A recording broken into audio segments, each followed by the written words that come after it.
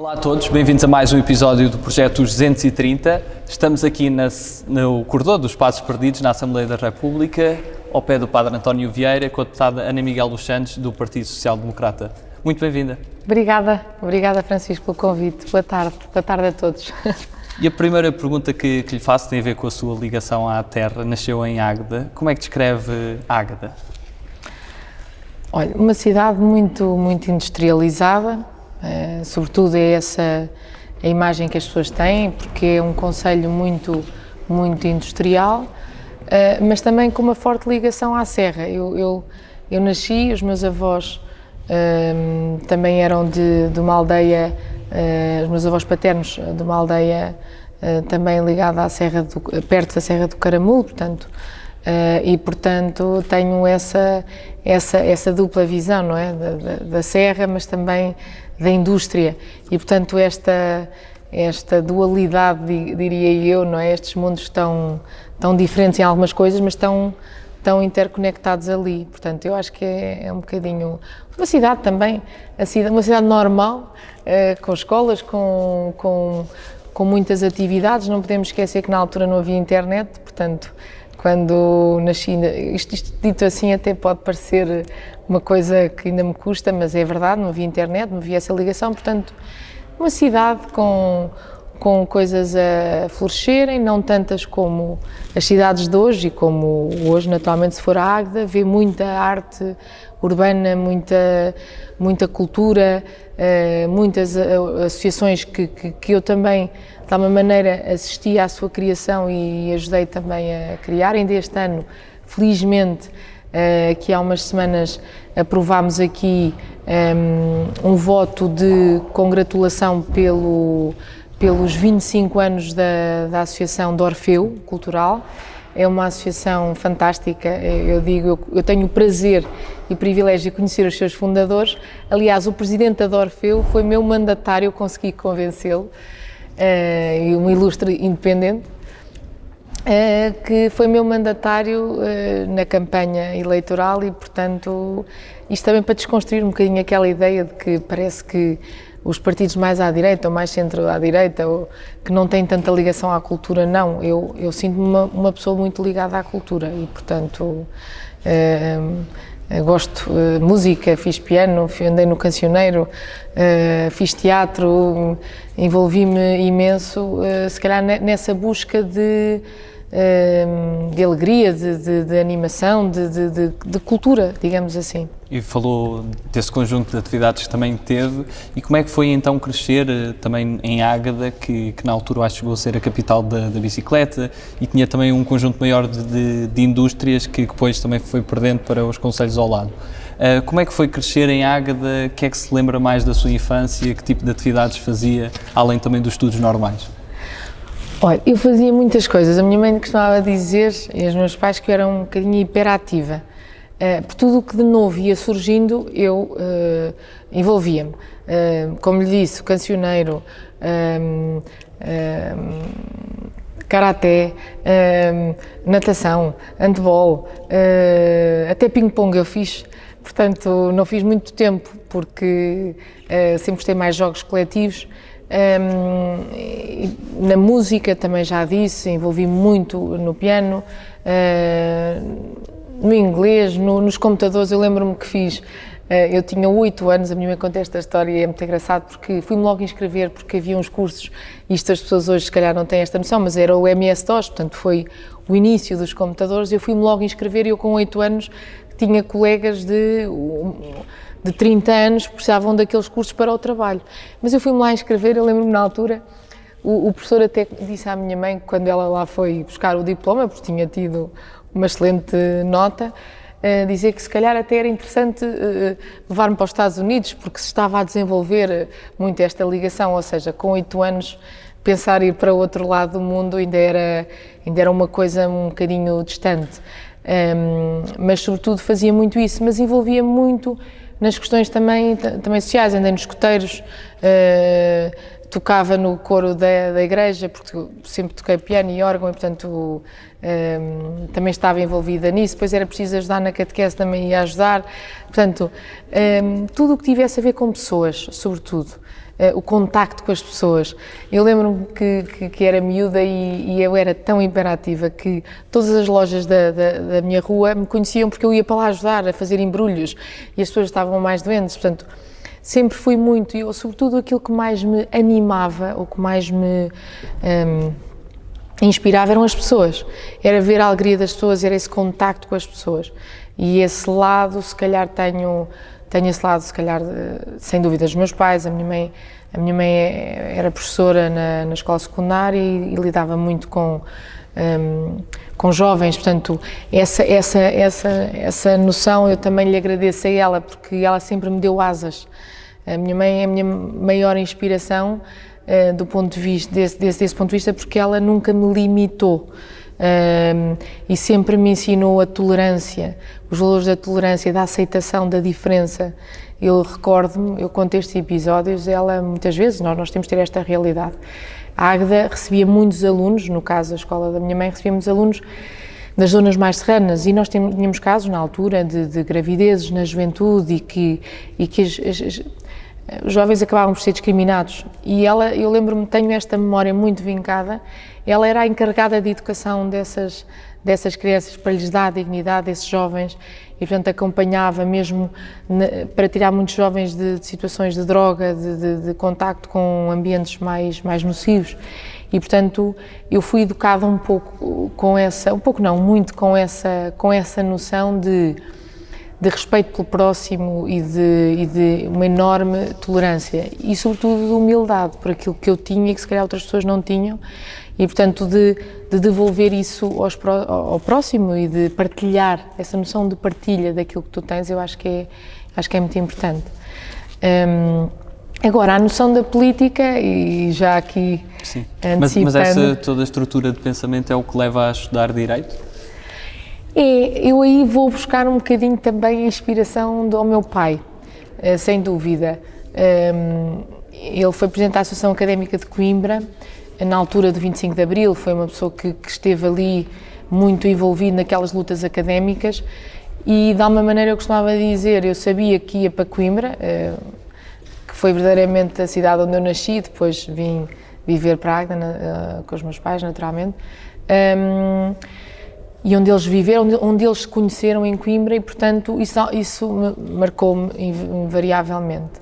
E portanto eu sabia que ia estudar para Coimbra, não fazia parte, não é, quase do meu dia-a-dia. A palavra Coimbra era dita, a academia, a associação académica era dita com uma regularidade enorme. E portanto a minha tendência para o direito vai um bocadinho por aí, porque eu já no liceu, na escola secundária, eu tinha muita tendência, ou era delegada de turma, ou achava que tinha que defender, portanto já isso notava alguma da minha característica de defender as pessoas, ou de estar ali muito em ponderação por situações entre as pessoas, e portanto acabei por ir para o direito. Eu também tinha muita vontade de jornalismo. Eu lembro-me na altura, eu dizia à minha mãe, gostava da investigação, o ires atrás da notícia, de contar, se calhar, aquela minha ligação com as pessoas, a comunicação, não é? O jornalista aparece sempre muito em cima das coisas.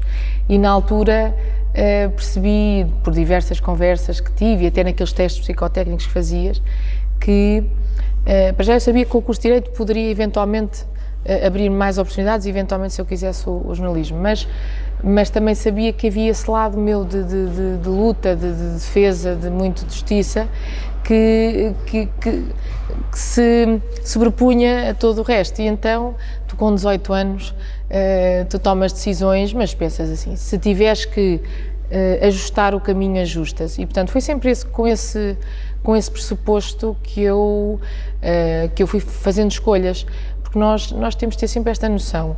Obrigam-nos, quando somos mais novos, a tomar decisões e dão-nos aquela ideia, isto é para o resto da tua vida. Eu acho que não. A vida, felizmente, é longa o suficiente para tu poderes ter espaço para ires mudando, para experimentar as coisas diferentes. Aliás, essa é uma das minhas maiores características. Minha mãe diz-me: tu realmente deves ser das pessoas que eu conheço, não tem medo nenhum da mudança, do novo, do desconhecido. Tem a ver com a minha personalidade. Isto não tem nada de ser melhor ou pior do que os outros.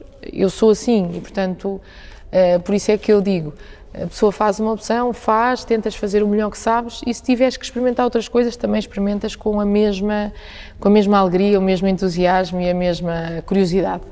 E o que é que se recorda mais desses tempos de Coimbra? Coimbra é conhecida também por ter um grande movimento estudantil. O que é que a marcou mais nesta cidade? Marcou-me o espírito. É muito curioso. Há uma coisa que me marca, até aqui no Parlamento. Eu conto esta história que é muito engraçada. A minha madrinha de curso chamava-se Sibila. Não estou a fazer aqui nenhuma inconfidência, porque é público, já não estou com ela há muitos anos. Era do Alentejo, muito engraçado, e tinha muitos amigos. E um deles era o João Oliveira, que é líder da bancada parlamentar do PCP.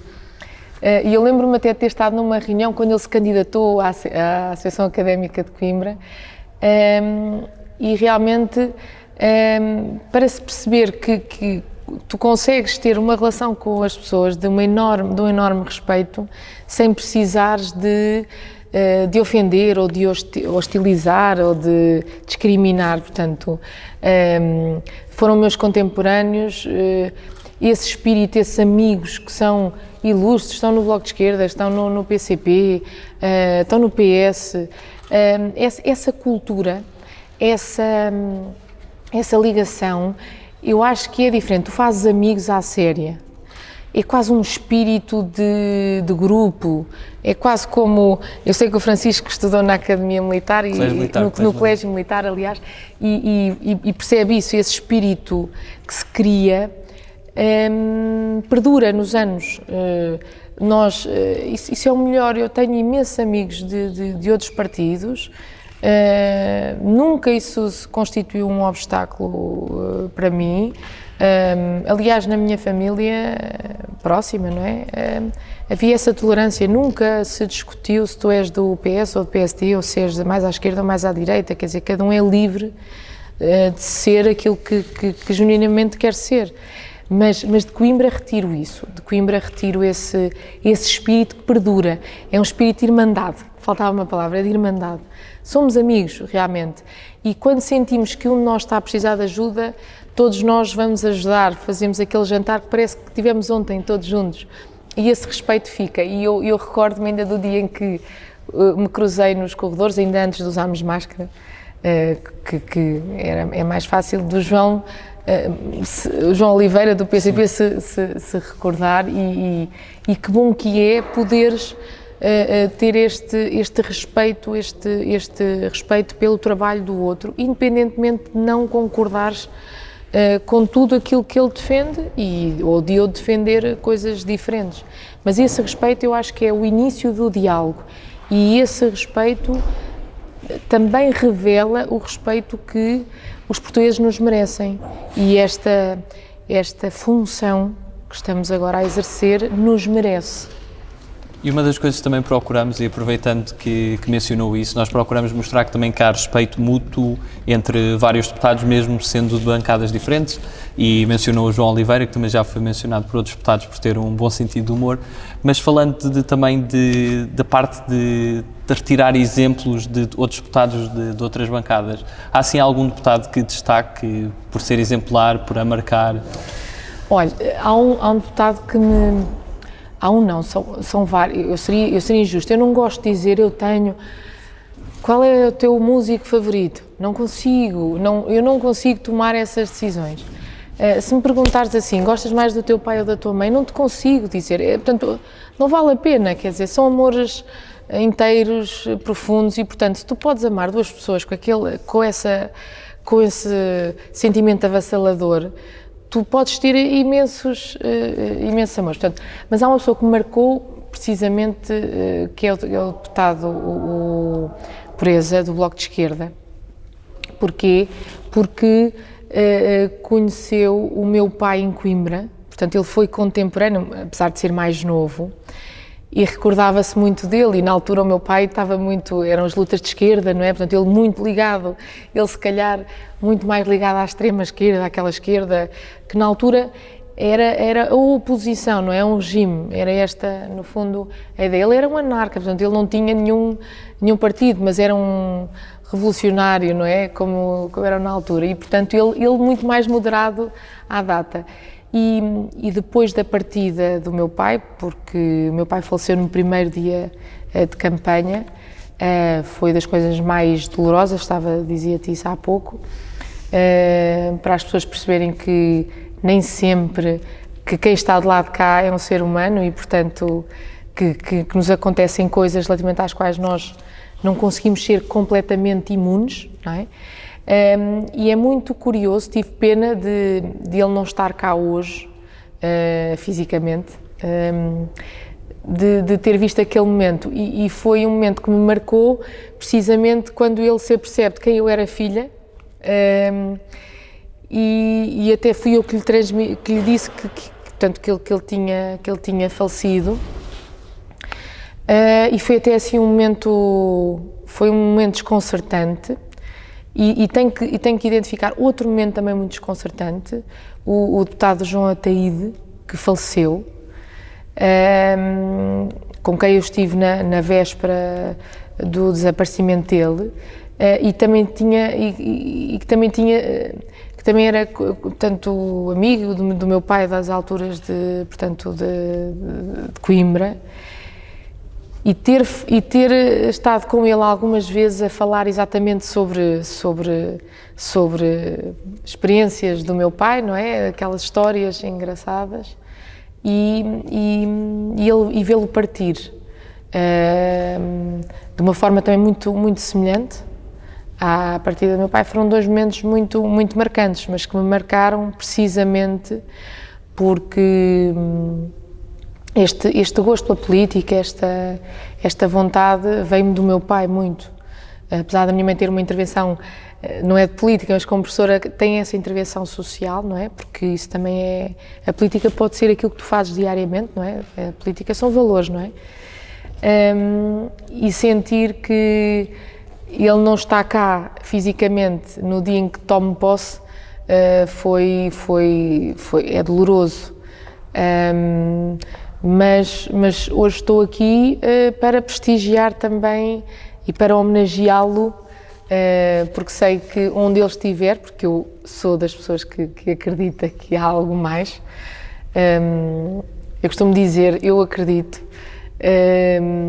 e também eu só vou ter a certeza, eu pessoalmente e cada um de nós só vamos ter a certeza quando partirmos. Portanto, se não existir mais nada, não existiu. Se existir, ótimo. Portanto, se isto tornar mais leve a dor, a perda, ótimo.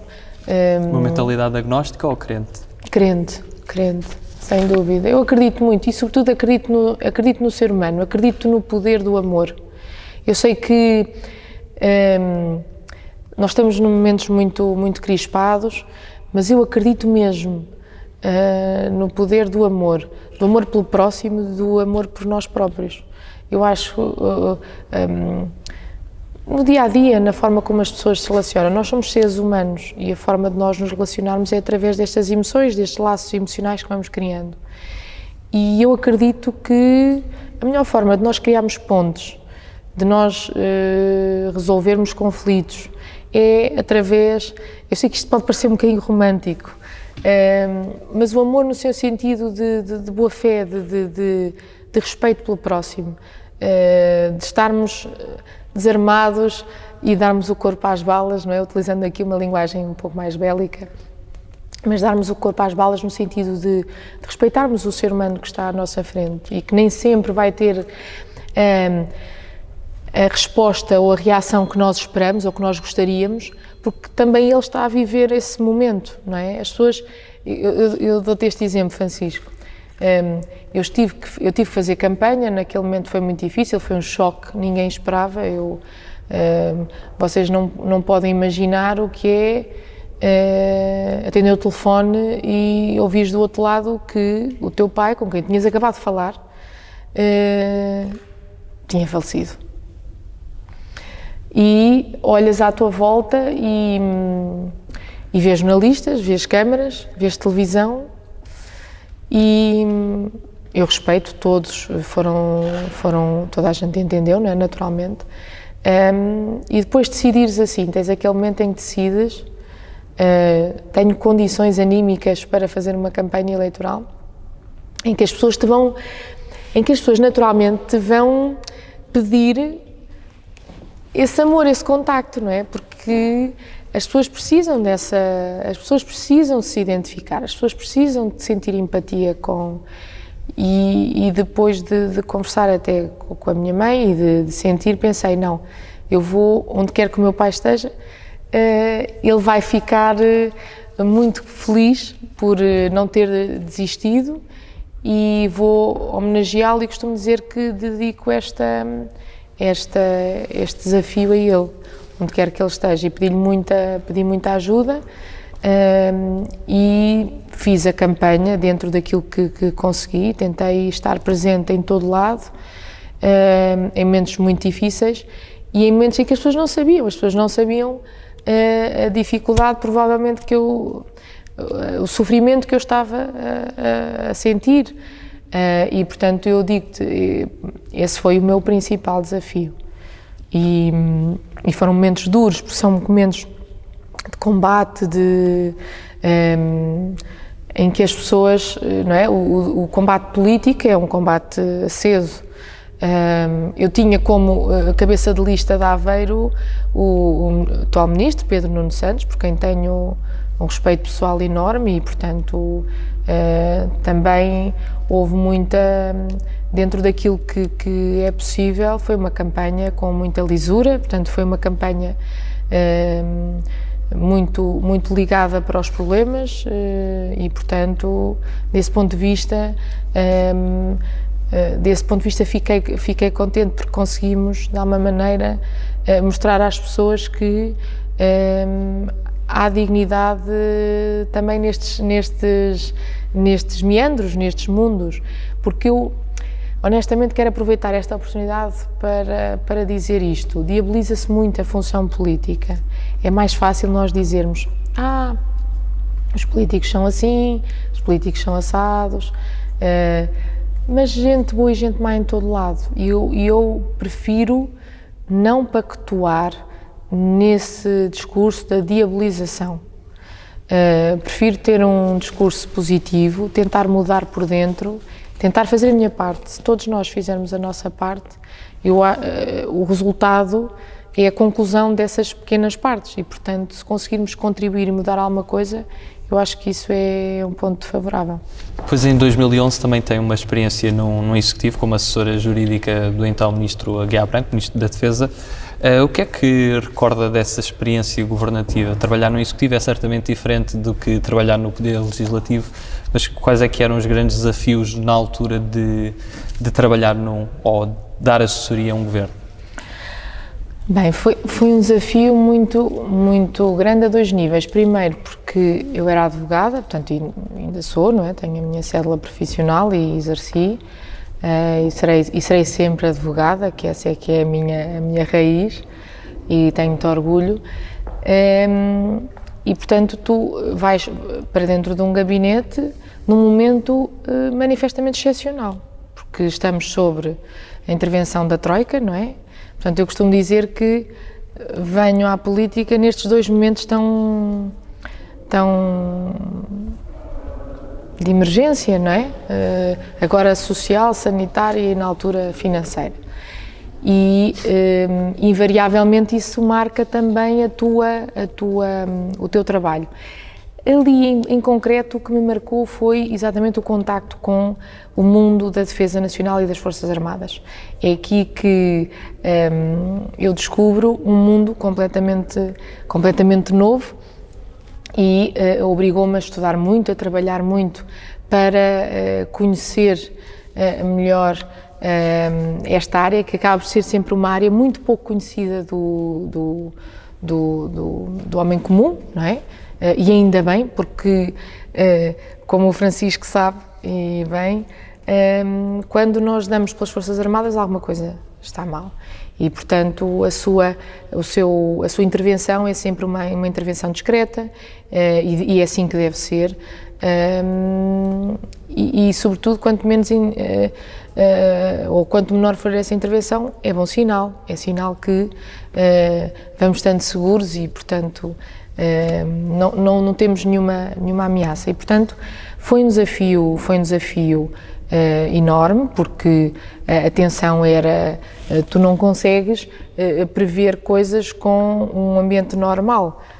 Eu lembro, só para as pessoas terem uma noção, os cortes as necessidades eram enormes, houve realmente aquela falha financeira quando nós entramos, e portanto foram tempos muito difíceis, e aí tu tens o enorme contacto com a realidade, não é? Tu vês, és muito atacado, o governo em si é sempre atacado, e porque é evidente, as pessoas estão desesperadas, as pessoas têm necessidades, e quando tu não consegues responder completamente a essas necessidades, é uma angústia enorme, porque eu costumo dizer, eu acho que isto para mim é essencial,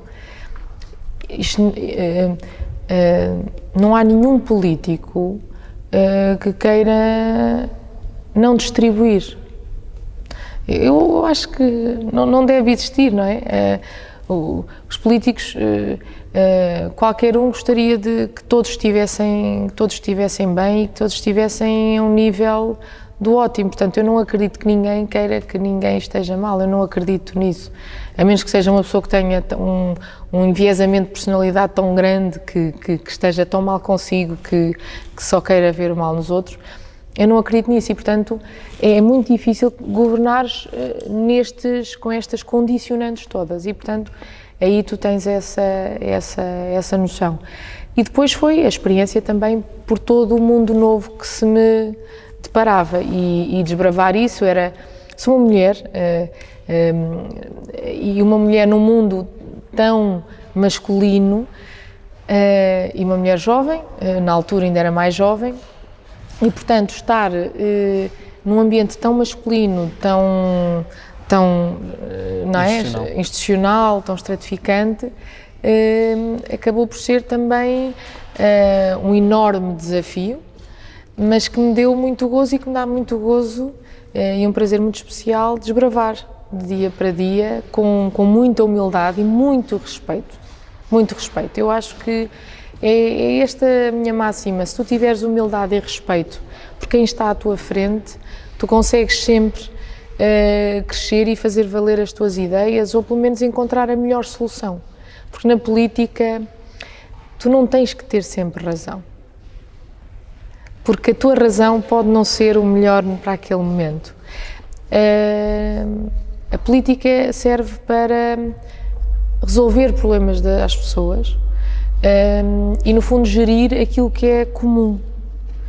E nessa gestão do comum é que é difícil, e é isso que nós necessitamos hoje, de aquilo que eu te dizia há pouco: moderação, equilíbrio. O equilíbrio entre todos os interesses envolvidos, entre todas as vontades, entre todas as expectativas.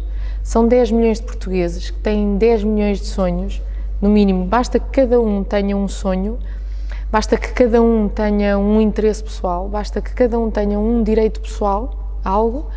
Imagina a quantidade de conflitos, potenciais conflitos, não é? Pequenos conflitos, que existem e que é necessário resolver.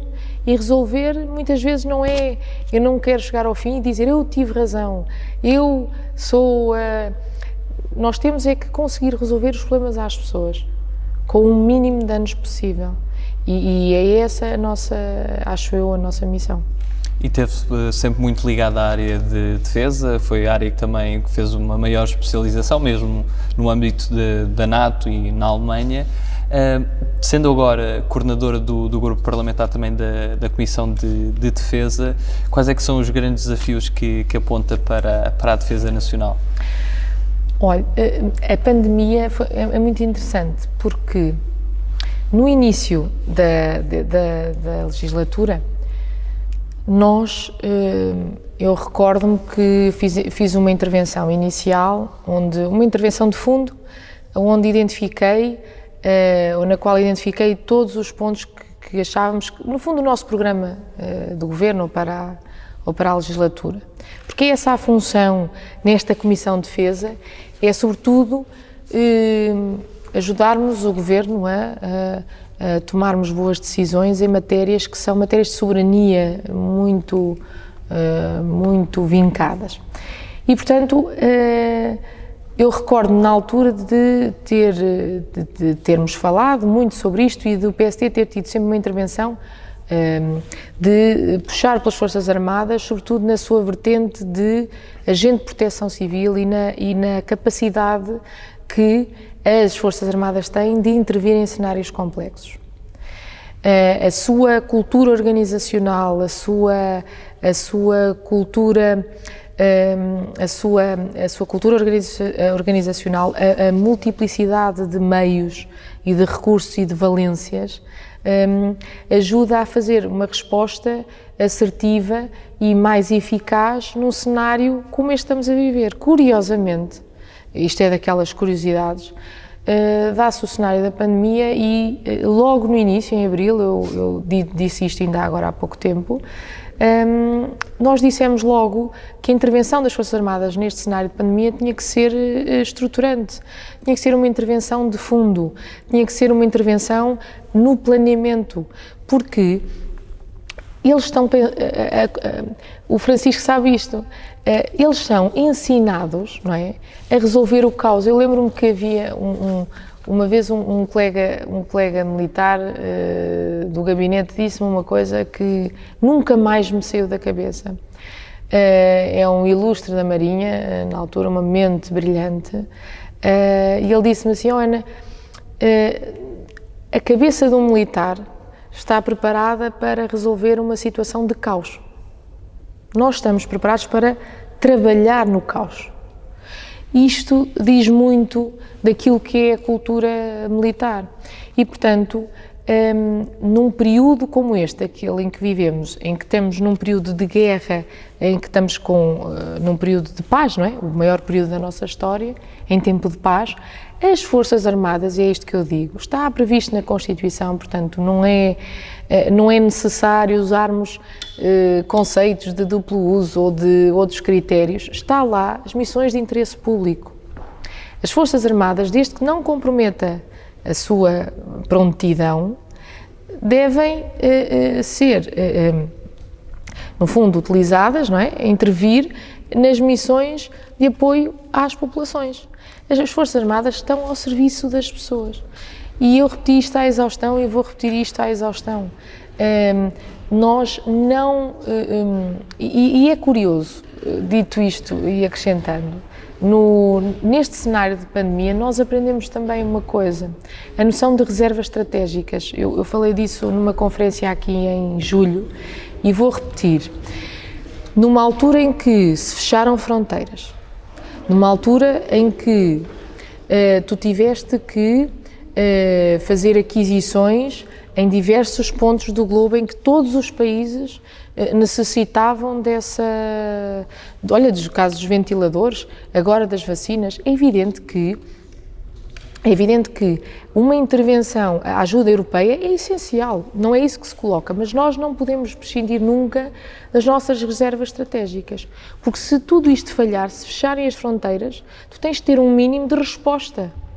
E quando se fecharam as fronteiras, tu tiveste que utilizar as Forças Armadas para criar, lá está, redes de transporte, de logística, de estarem numa situação de prontidão para ajudar no caso de tudo o resto falhar.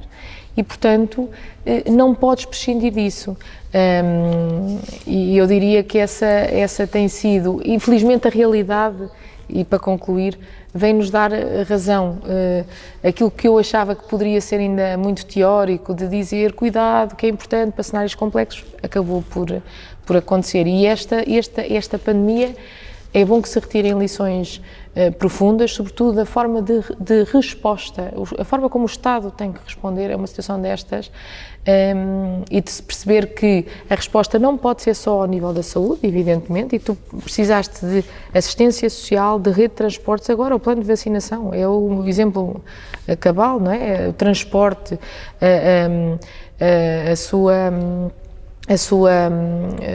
o armazenamento, portanto, isto são lições que temos que ter umas Forças Armadas preparadas para nos ajudar a responder a este tipo de cenários. Ainda antes de passarmos às perguntas do público, foi investigadora também na Universidade de Cambridge, antes de ser convidada para fazer parte das listas do PSD, tanto às europeias como às eleições legislativas onde foi eleita.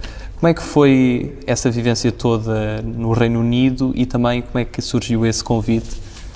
Esse convite surge-me de um professor que tinha lido na altura um artigo meu e que faz um contacto através, até foi do LinkedIn, uma rede social, e eu não sabia eu confesso, que o LinkedIn também tinha mensagens e só li aquilo algumas semanas depois, e que, entretanto, se entusiasmou pelo meu tema de investigação e que me convidou a ir fazer a investigação lá. Para mim foi ótimo, disse logo que sim, evidentemente. Era um desafio enorme, sobretudo teres a experiência, teres a possibilidade de contactar com outras pessoas, discutir com muita gente, todo o mundo, com culturas completamente diferentes, portanto, essa experiência. E eu nunca tinha tido, eu tinha decidido não fazer Erasmus na minha altura, para acabar o curso mais rápido, eu tinha aquela vontade, era de acabar o curso na altura, e é quase que me senti uma estudante em Erasmus, portanto, mas realmente essas universidades têm a capacidade de abrir muito os horizontes. E em termos de segurança, o Reino Unido tem uma cultura de segurança que se aproxima muito também da cultura americana, da NATO, e isso também era importante também para o meu trabalho. E foi uma experiência muito gratificante, realmente, que nos marca invariavelmente para o resto da nossa vida. E como é que foi o convite para pertencer às listas do PSD? Foi tão inesperado quanto surpreendente.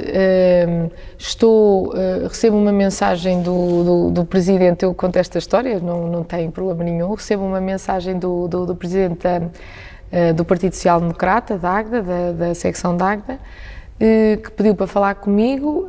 Eu até fiquei um bocadinho alarmada, pensando que pudesse ter acontecido alguma coisa aos meus pais, porque recebo assim uma mensagem, preciso falar consigo urgente. Portanto, tenho uma conversa com o Vice-Presidente, Salvador Malheiro, que era Presidente da Distrital de Aveiro, e com o Dr. Rui Rio, que me convidam, no fundo, para ser a primeira cabeça de lista para Aveiro, o engenheiro Salvador Malheiro, e depois nas legislativas, para ser a cabeça de lista para Aveiro, o Dr. Rui Rio faz este convite, e era impossível recusar, por uma razão.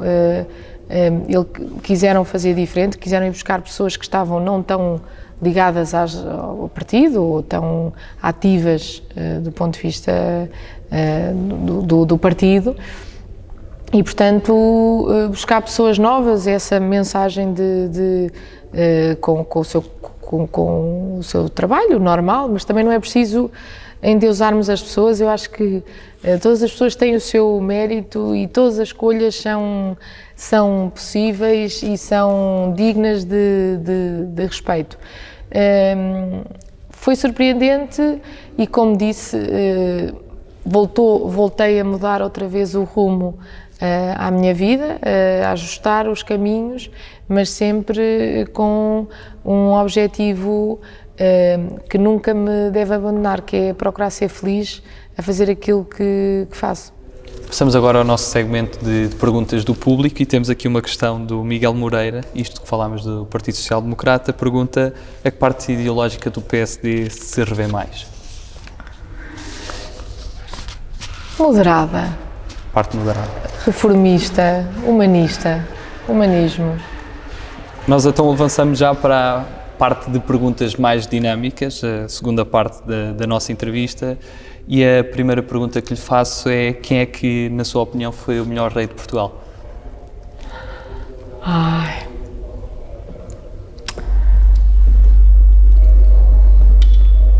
Eu ia dizer uma resposta politicamente correta, mas vou dizer aquele rei que estivemos à espera durante algum tempo, Dom Sebastião. E o melhor presidente da República? Oi.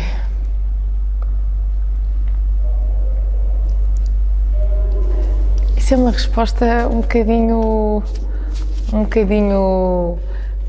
até tricky, não é?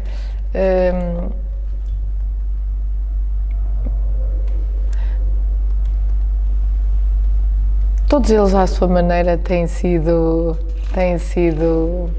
bons presidentes dentro das suas circunstâncias. O homem e a sua circunstância, eu prefiro... Fazem o cargo. Exatamente. Eu acho que são tão diferentes, têm sido pessoas tão diferentes, que com momentos tão diferentes, que não tenho vontade de dizer este foi melhor do que aquele. Quem sou eu para julgar? Não. Qual é que é o seu maior sonho? Ser feliz. Chegar ao final da minha vida, quando esse momento acontecer, e dizer era uma pessoa porreira, não é? Eu acho que ser feliz e fazer feliz os outros, esse é o sonho. O resto é um caminho que tu fazes, e que se tu todos os dias decidis que queres ser feliz e queres estar presente na vida das pessoas, eu julgo que isso é o mais importante. Passamos agora às nossas perguntas de escolhas, entre duas hipóteses. A primeira é entre humildade e ambição. Humildade, porque a humildade também tem muito de ambição. Cães ou gatos? Cães. Chá ou café? Ambos.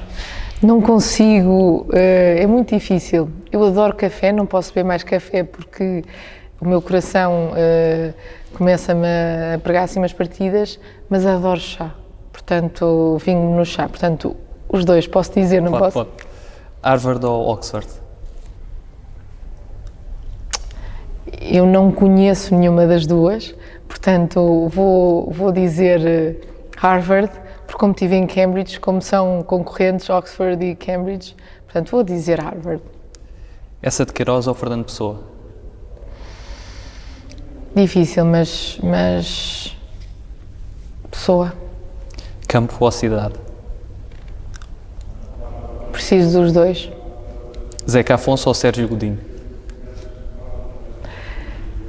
Eu sou uma pessoa de sempre de dois amores.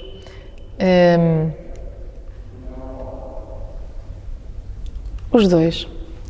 Poesia ou prosa? Poesia-me. Esta também será uma escolha difícil, pela sua resposta de há pouco. Ramalhianos ou Cavaco Silva? Ramalhianos. Churchill ou Kennedy? Churchill. Sonho ou realidade?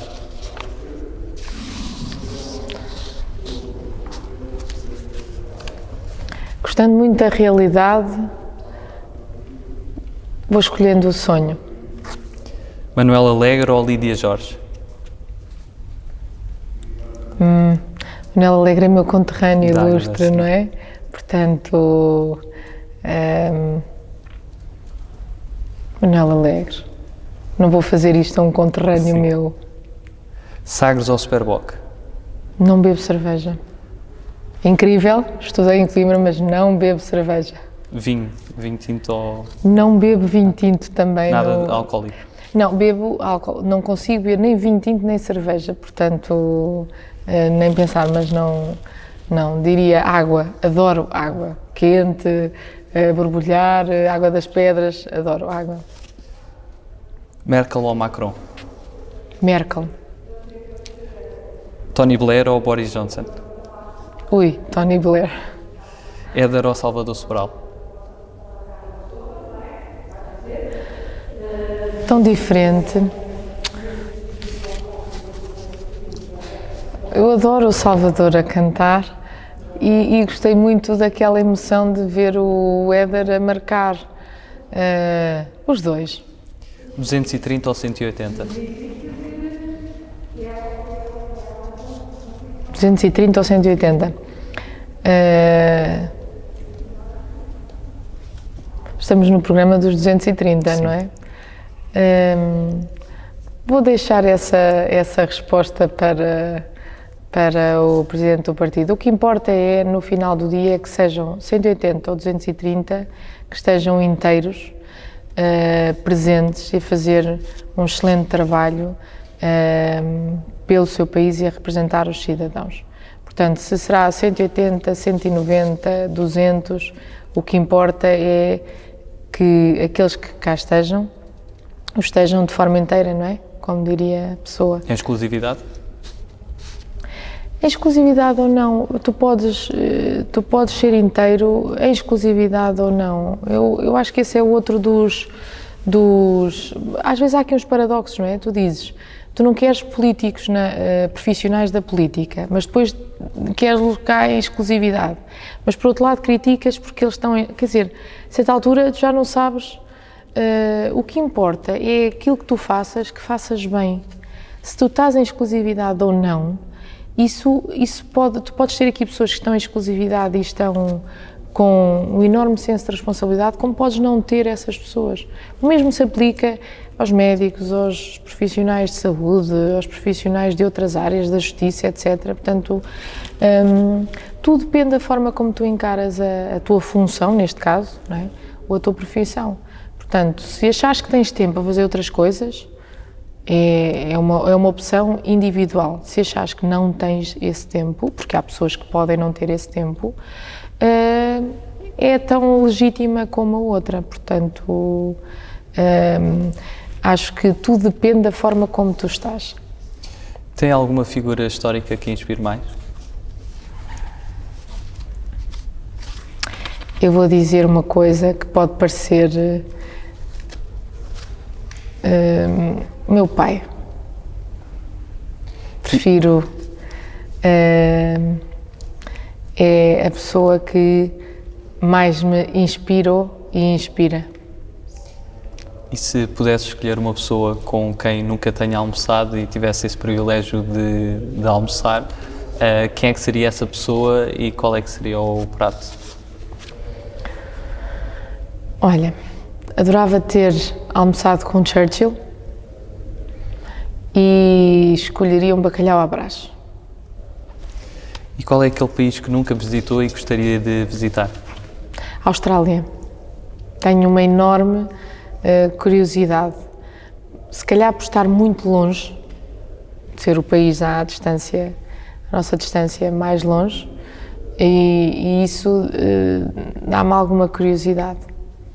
E também é um país que tu não vais com tanta facilidade, porque só em viagem o tempo que demora é uma viagem muito extenuante, muito pesada, mas sim. Falou há pouco também que não tem livros favoritos, filmes favoritos, mas se tivesse que recomendar, por exemplo, um livro que tenha lido recentemente ou que seja um dos que sublinhe, qual é que seria?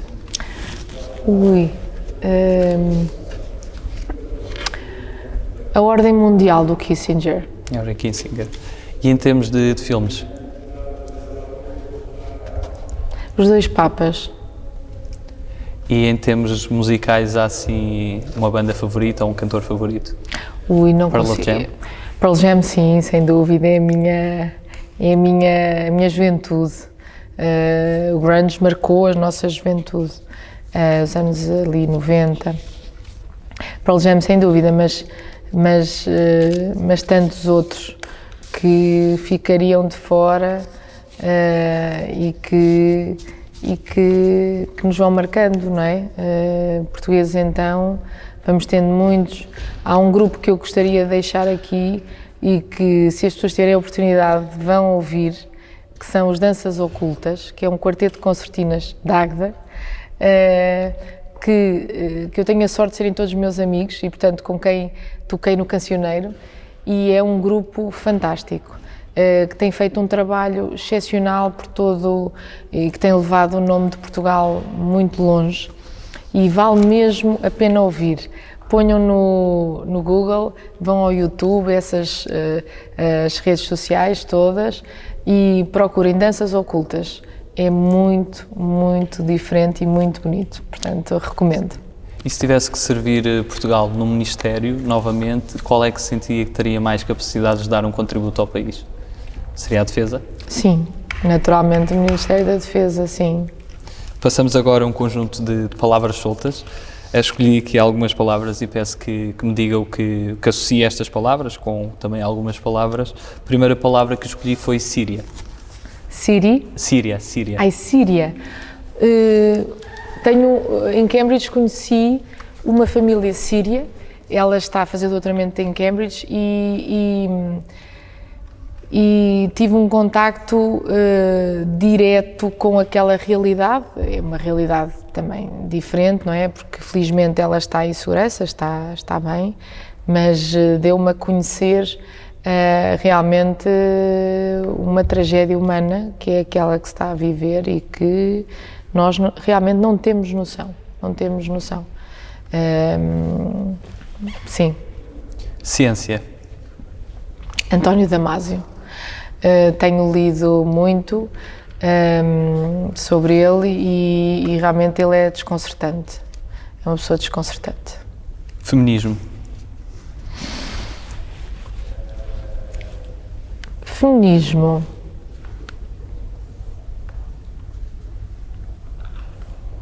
A minha mãe. É provavelmente a minha educação é também o reflexo disso. Tancos. Um caso de justiça. Artigo 5º. O artigo. Pecado. A gula. Revisão constitucional. A revisão constitucional. Esperemos que seja breve. Eutanásia. Das coisas mais difíceis com a qual fui confrontada no momento em que estava de luto e estou de luto pela passagem do meu pai, portanto, foi muito duro. Aveiro. É a Veneza portuguesa. É uma cidade fantástica, tenho família lá também e é uma cidade ótima para se viver porque é muito plana e, portanto, e tem uns ovos moles fabulosos. Crescimento. Crescimento pessoal. Família. É essencial. É o princípio de tudo. Saudade. Coimbra. Memória.